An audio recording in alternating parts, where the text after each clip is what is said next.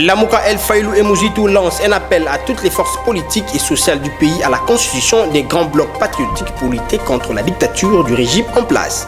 Une délégation des mouvements citoyens était conduite par le député national Eliezer Tamboué auprès du président de la chambre basse du Parlement ce mardi 19 octobre 2021. Christopher Ngoï soutient l'entérinement du membre de la CENI à l'Assemblée nationale. De l'autre côté, le militant de l'Ensemble pour la République condamne cet acte. Grandement joie de savoir que vous êtes nombreux pour suivre la grande édition à la télévision de l'éducation. Mesdames et messieurs, et bienvenue à toutes et à tous. Place au développement des titres. Dans un point de presse, ce mardi 19 octobre 2021, Martin Fayoulou a lancé un appel à toutes les forces politiques et sociales du pays réellement acquises au changement à la constitution d'un grand bloc patriotique contre la dictature Tshisekedi. Et ce bloc aura pour mission de mener des actions sur terrain. Et suivez Martin Fayoulou Madidi.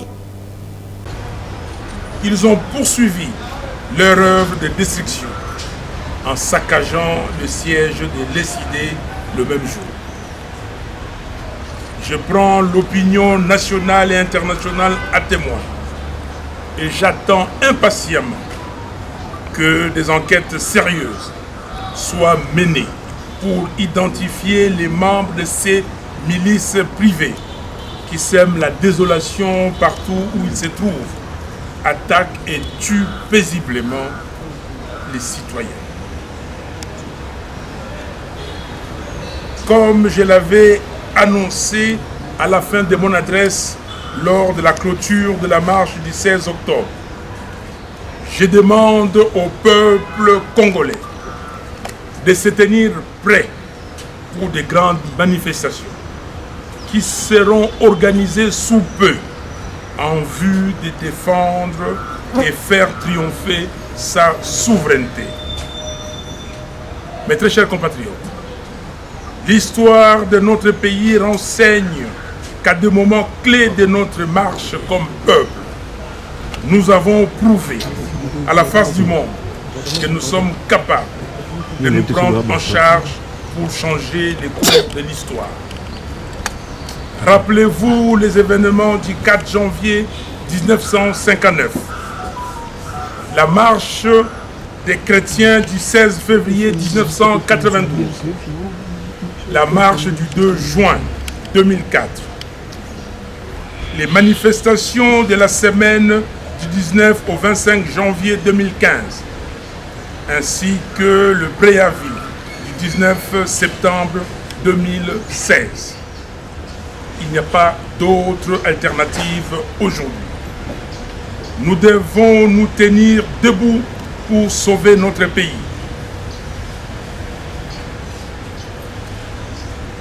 Nous devons sauver le pays. Nous devons sauver l'ordre démocratique fixé dans la Constitution. Nous n'avons pas le droit de nous résigner, ni d'accepter une quelconque autocratie dans notre pays. Le peuple congolais doit se prendre en charge.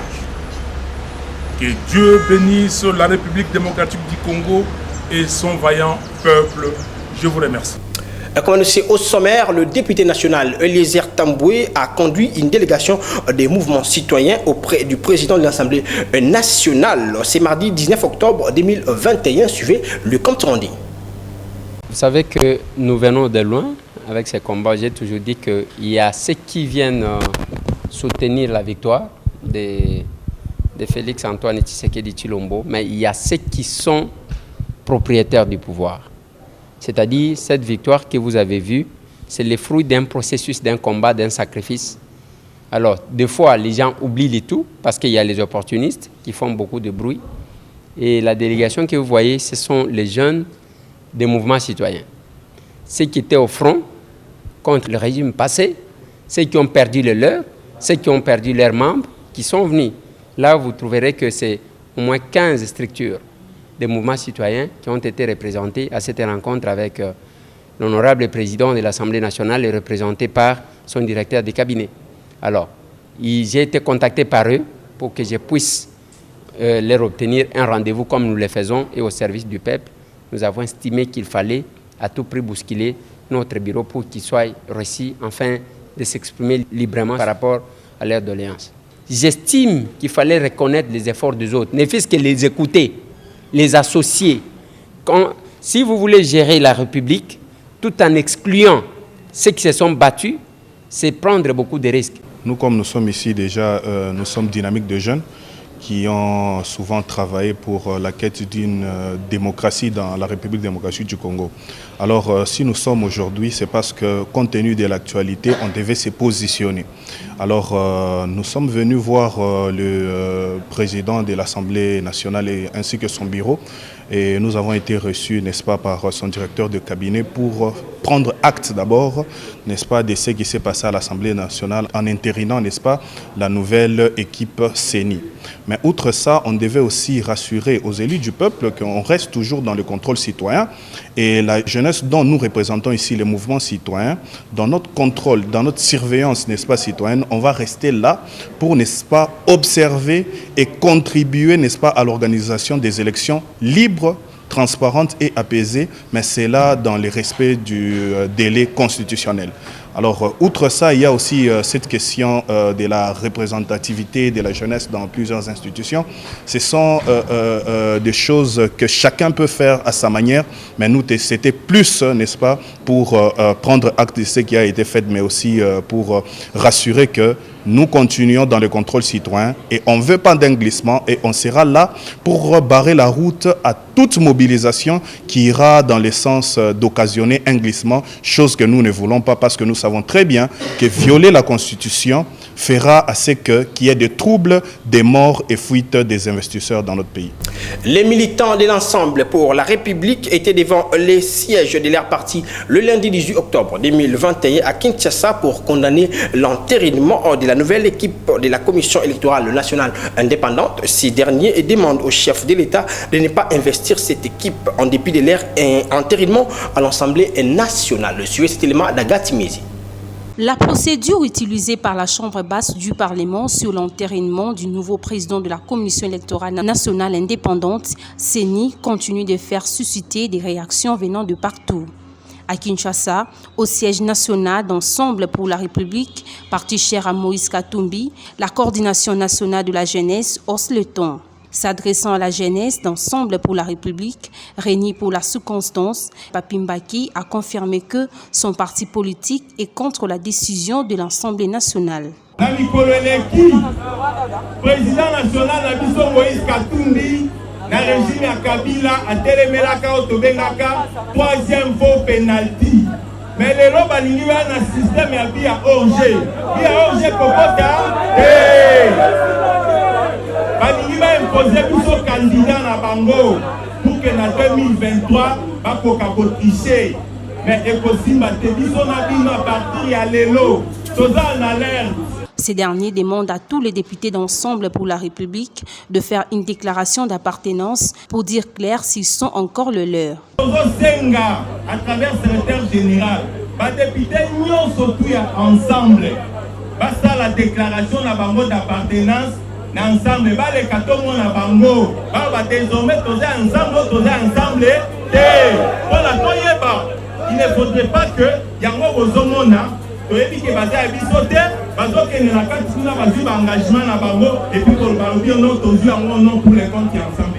il faut rappeler que la jeunesse d'Ensemble pour la République lance un message au président de la République démocratique du Congo et lui invite de ne pas signer l'ordonnance de la désignation de Denis à la tête de la CENI.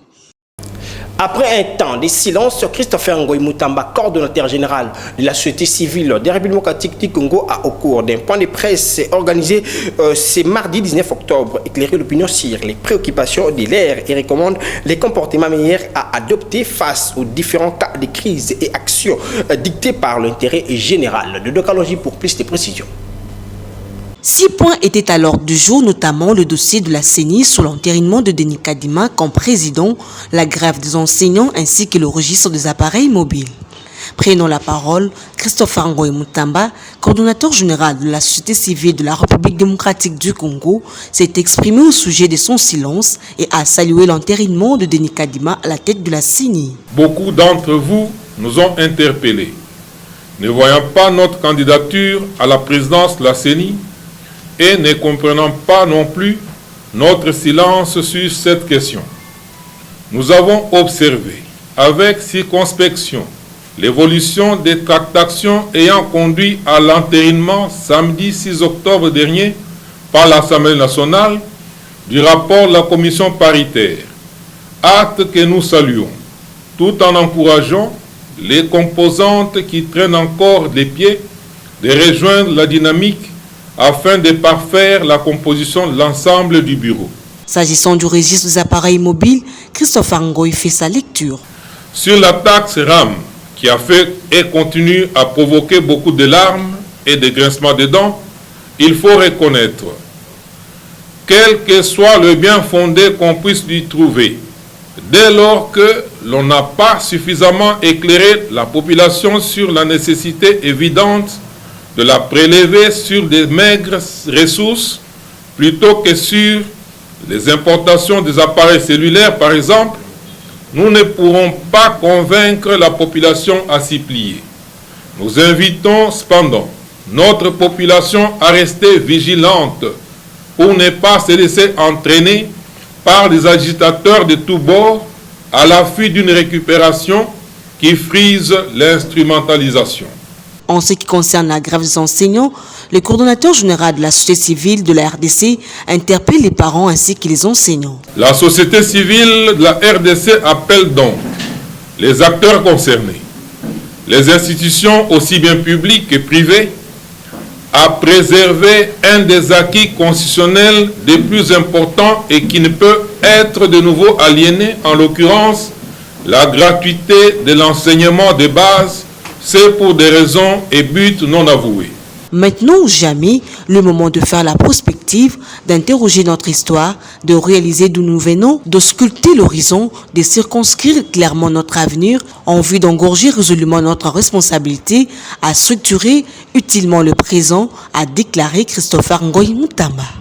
La problématique de l'enterrement des nouveaux membres de la Commission électorale nationale indépendante n'a continué pas moins de susciter débats et commentaires au sein de la classe politique congolaise. Pour Albert Katota, cet acte, c'est une solution pour sauver les élections de 2023. Pour cette fin, je vous laisse suivre le porte-parole AU de l'UNANA, parti cher à Willy Michiki, dans ses propos recueillis par Chardeline Tseka. Non, il faut d'abord dire qu'il n'y a pas lieu de créer des crises. C'est un mécanisme qui est prévu par la Constitution et dans tout état de cause, on suppose qu'il y a toujours eu une CENI qui organise des élections. Et la procédure telle que suivie par ceux qui sont chargés d'organiser, la procédure a été respectée. C'est pourquoi j'ai dit qu'il n'y aura pas une crise, il n'y a pas une crise, il n'y en aura même pas. Il faut aussi le préciser, Denis Kadima, c'est un Congolais, il a le droit de servir son pays par rapport à l'expertise qu'il a en matière électorale.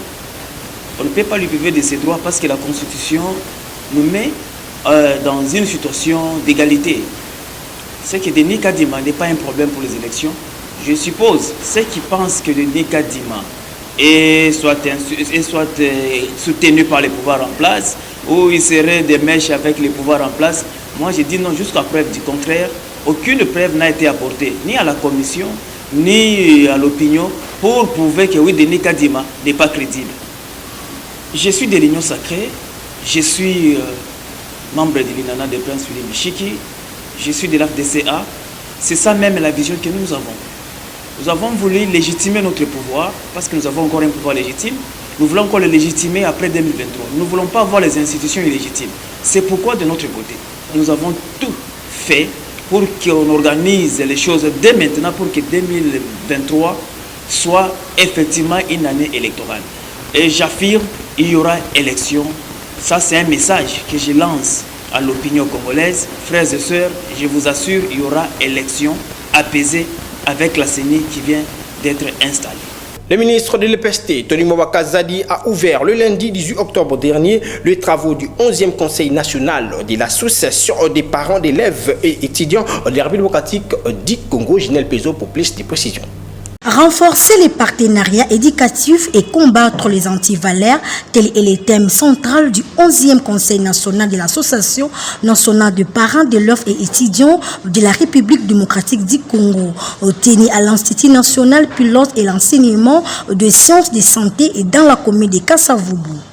D'entrée de jeu, le président de la NUPECO donne ici les objectifs poursuivis dans ces assises. Nos assises se tiennent sous le thème central « Renforcer le partenariat et combattre les antivaleurs ». Il le faut bien car le système éducatif a semblé minimiser le fait que le partenariat est renforcé par la loi cadre numéro 1404 du 11 février 2014 sur l'enseignement national et où les parents sont cités comme premiers partenaires du système éducatif, car géniteurs des apprenants et pourvoyeurs de près de 70% des frais de fonctionnement du système.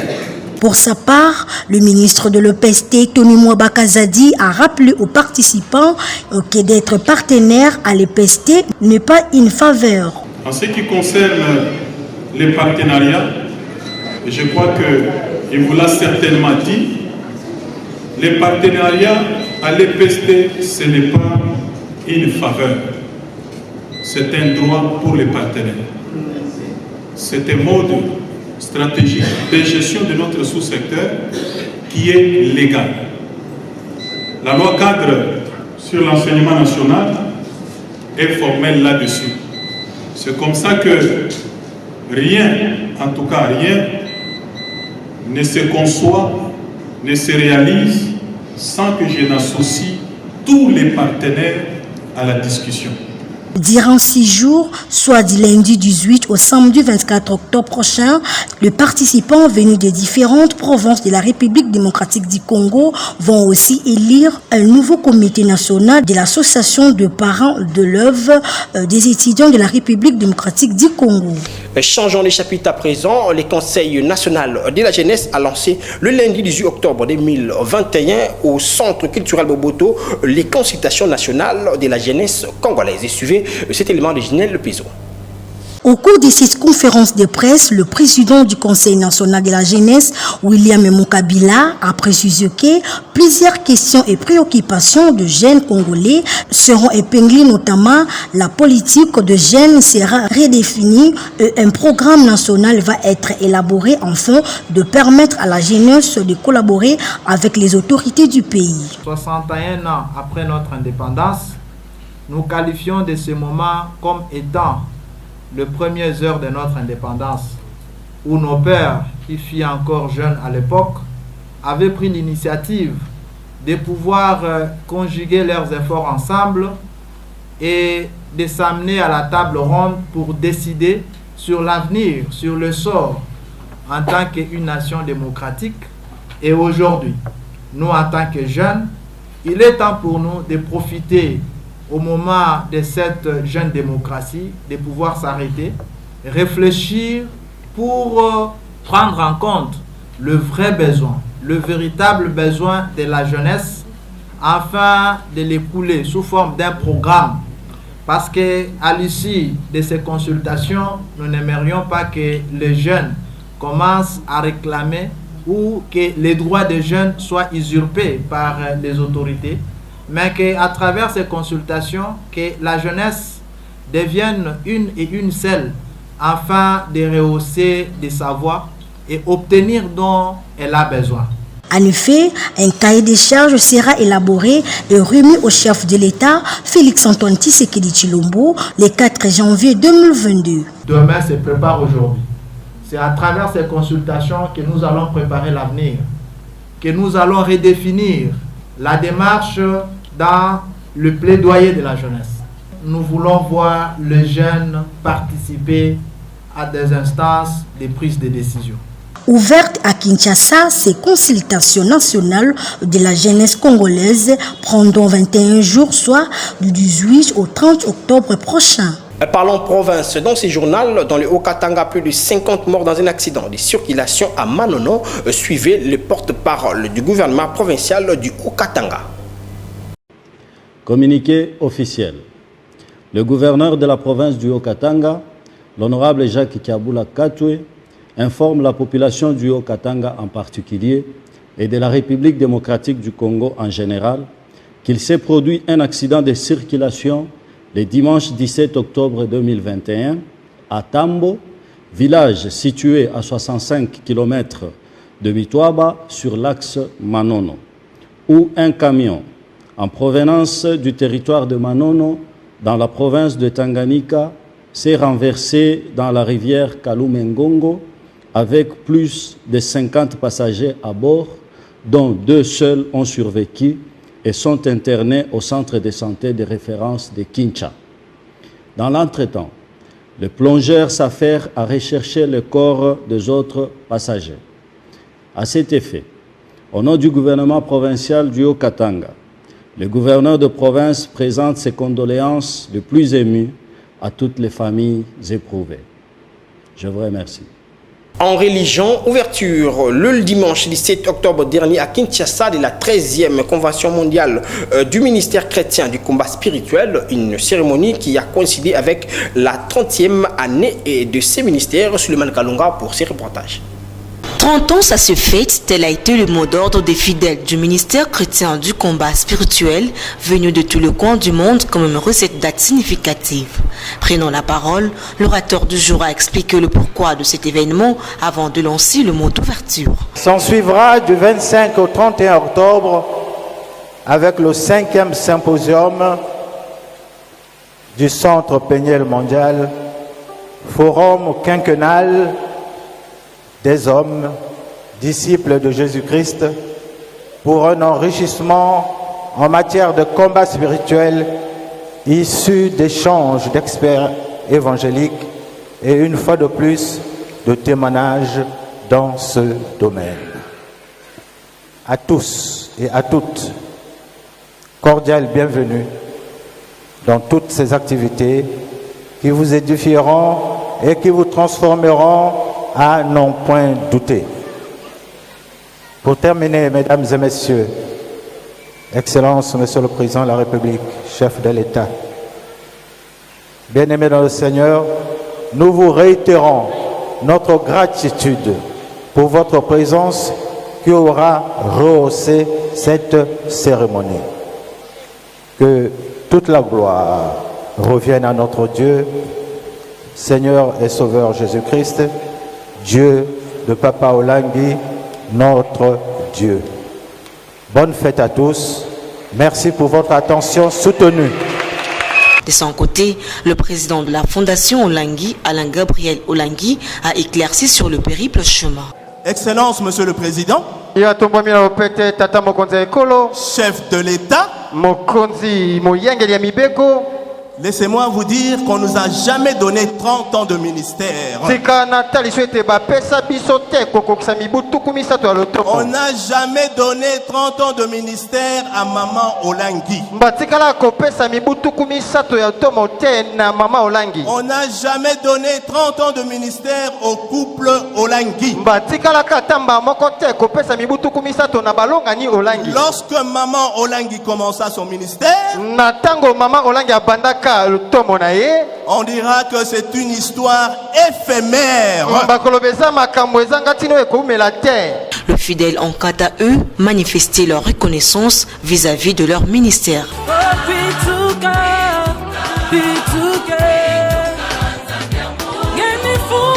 Il s'est de rappeler que cette 13e convention ouverte le dimanche 17 prendra fin ce dimanche 24 octobre 2021.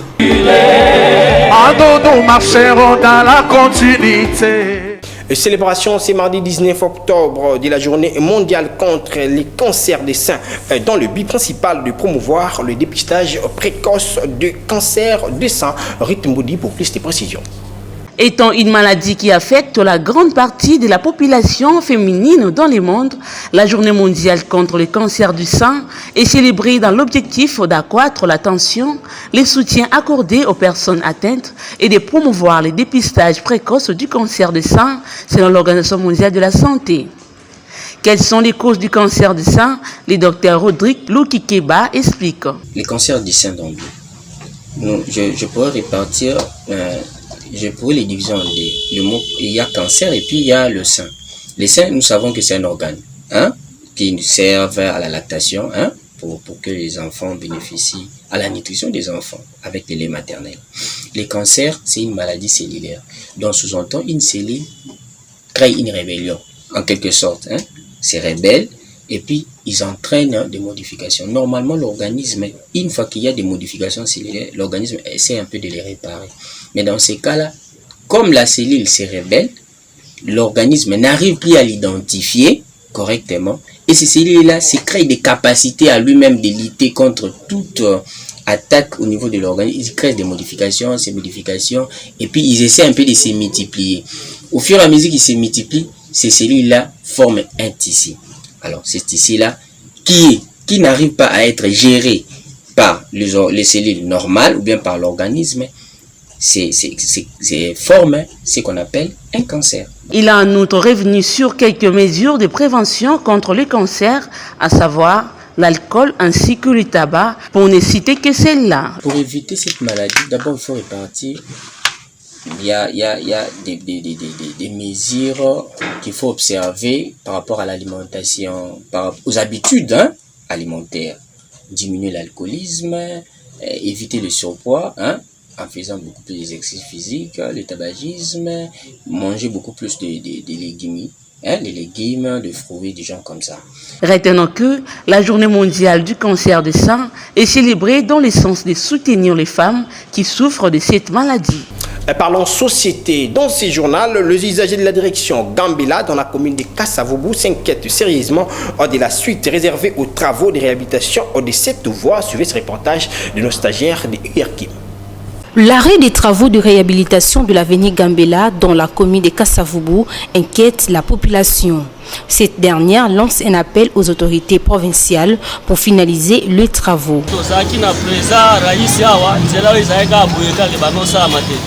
Mais Pachi Betota Ngaeto sepela ki wi mwana mboka vema aye ko na mboka pe biso bana mbato la die mais to moni basali biso Gambela mais to sepela ki falende si la menzele si le ba ki ko banyo so bambule beti a sutu kuna na bonganda ngakuna maye bale so mapanga to yebite so batika bonga simba pona bandaka ba kuna bale sutu biso a mutu ba moye ko les adeptes so liaka na tete a mutu beto ya su to moni lokwa kilo bombe makuna tipo ya me pesa biso basi ya ngoma présenter le na bato bazaki charge nzela ko yobasisa biso mais to senga gouvernement so ba yebisa biso financement to ni yango to ni les oleka to comprendre so ba finance ba landela bango basi sanzela o ya biso parce que na tout dans le côté ça va ba so lebele na na l'État sikoyo boni lelo na nicho nzela ba sundoli.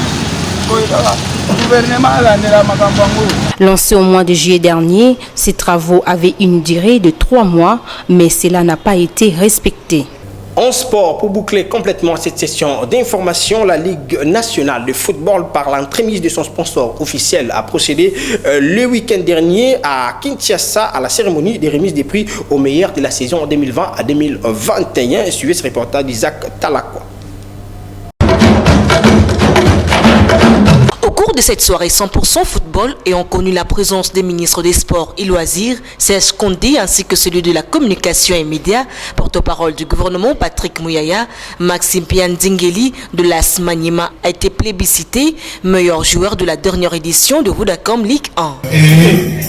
Maxime